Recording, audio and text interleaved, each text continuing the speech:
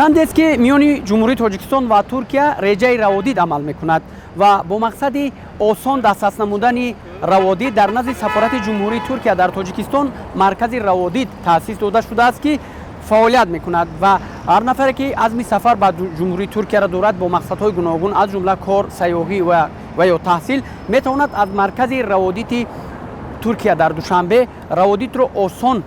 дастрас карда бошад. айни ҳол ки мо азми сафар ба ҷумҳурии Туркияро дорем ва барои гирифтани раводид омадем ба маркази раводиди Туркия дар Тоҷикистон. моро ҳамроҳ бошед, ба шумо нишон медиҳем ки чӣ тавр метавон раводидро аз маркази раводиди Туркия дар Душанбе дастрас кард.